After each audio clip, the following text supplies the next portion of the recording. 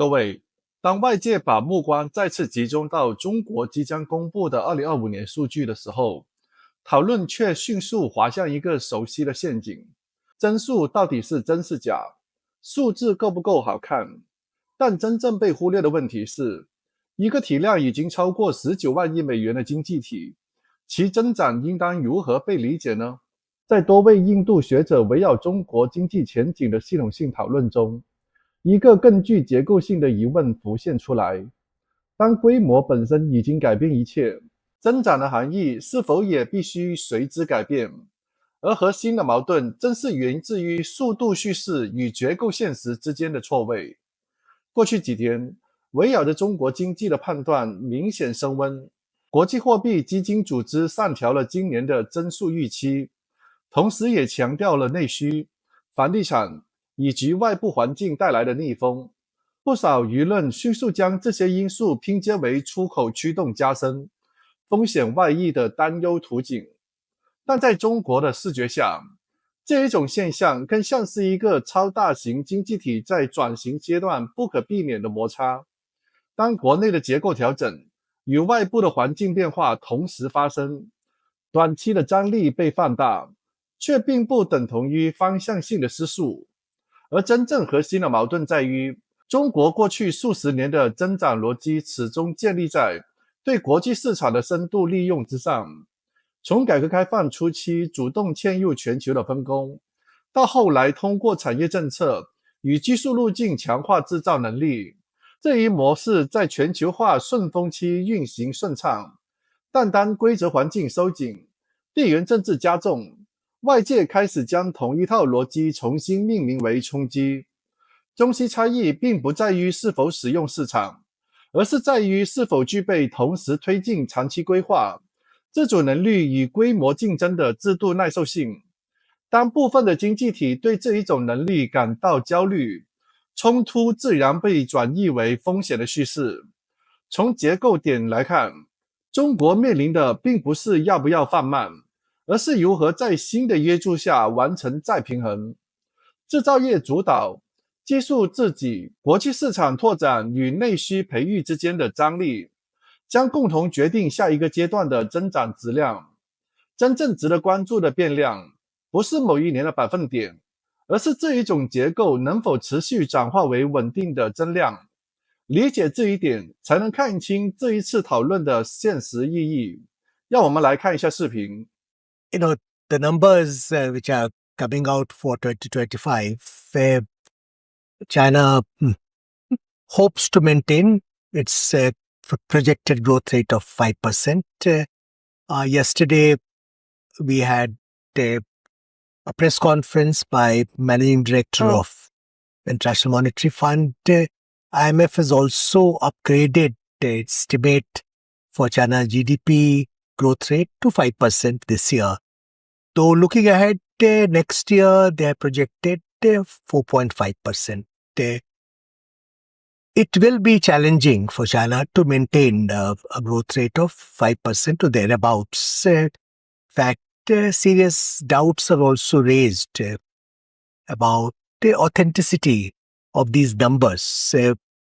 But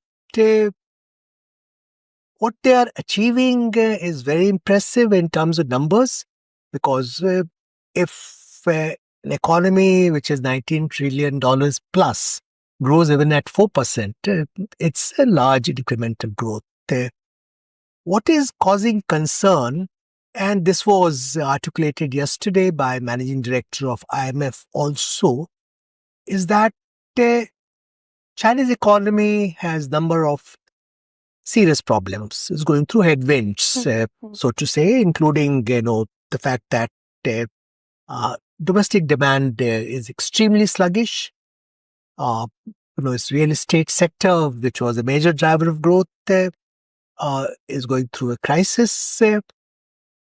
In response, instead of prioritizing domestic demand, China is trying to export its way out of its economic difficulties. And that is bad news for the rest of the world.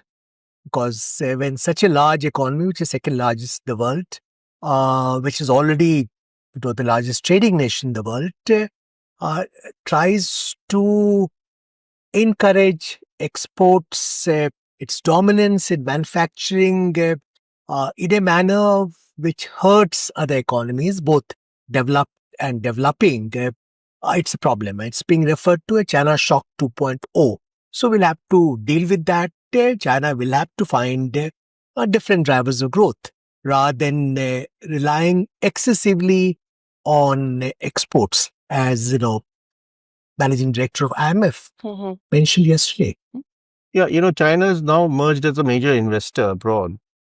And some recent data that has come out shows that it's not just the developing countries that China is investing in. It's also investing in the developed countries. In fact, it's one of the largest contributors overseas investment in the US. So China, as you know, has built its entire growth strategy by exploiting the international market. And that has been a major contradiction in China's development strategy, which actually a lot of people are harshly commenting on now, because they would like China to focus more on the domestic economy and create less distortions in the international economy. So right since the beginning, since Deng started the whole reforms process, it is very clear. And if you look back on how China has developed since the 80s, it's very clear that China's development strategy was built on what I just said, that on the exploiting the international market. So from everything, the kind of factories they set up, the kind of scales of operation, these were actually unheard of before China came to the scene. And this was done clearly with an eye to the international market, and they wanted to really leverage the international market. Now, let's not forget that this was also the period when the global economy was opening up. This whole process of globalization started not long after China came onto the scene as a reformer. So China had an ideal kind of a situation. It wanted to exploit the market. The markets was opening up. The WTO came into existence. So there was also a rule-based trading system in place. And so it was a win-win situation for China.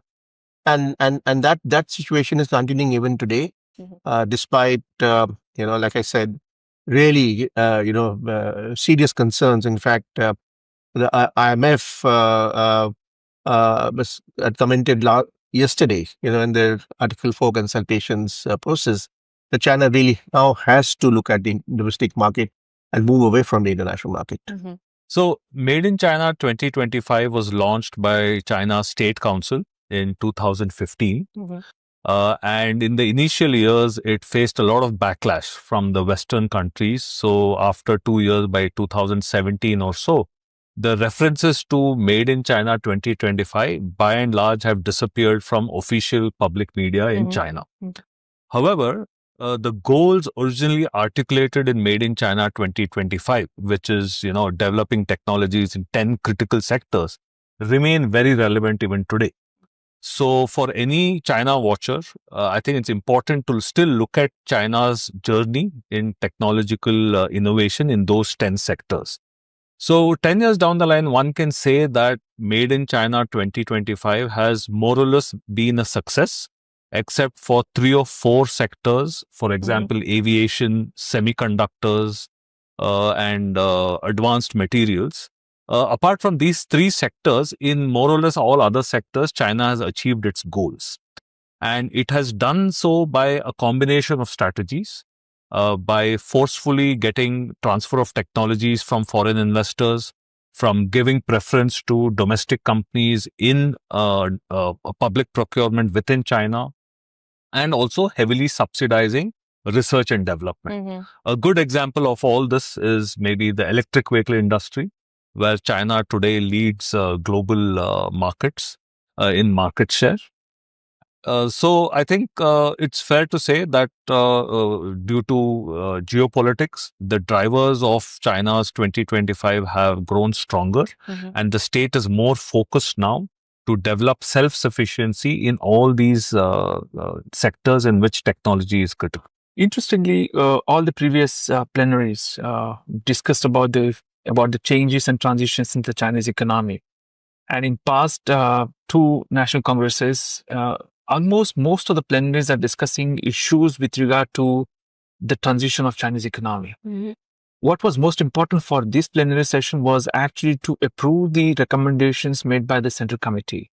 And the next plan was due from 1st of January 2026. So this was the only window for the party to accept the recommendations made by the Central Committee and then approve the 15th five-year plan.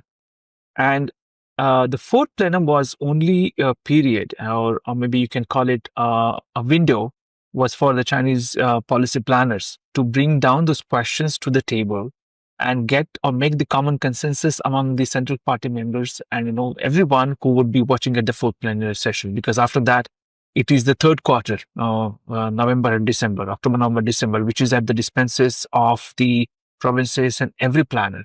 So what happens is that after the fourth plenum, all the economic agencies were working towards the transition to the 15th five-year plan would get that last quarter to talk and to plan about.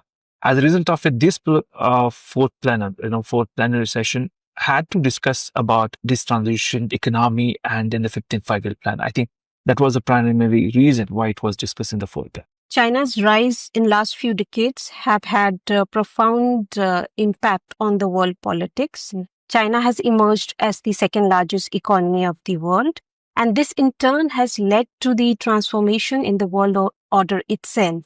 From a unipolar, the world has become a multipolar global economy, and most of these financial institutions and the trading system that were actually dominated by the US and Europe they have to deal with the China as well. China has established itself as the manufacturing hub of the world, and this has led to the change in entire trade relationship. China is the largest trading partner with most of the countries, including US, Japan, and India as well. Since China has become a very dominant manufacturing power, especially in consumer products, electronics, and rare earth material, there is a growing dependence on the Chinese supply chain, which is like the supply chains are now dependent on China. And overall, the ongoing US-China trade war is also going to be a major decisive factor in the evolving geopolitics. The trade war has actually affected the free supply chain and the free flow of goods across the world. So it's going to actually depend on how the trade war shapes, along with the rise of China in other global institutions and in trade and technology as well.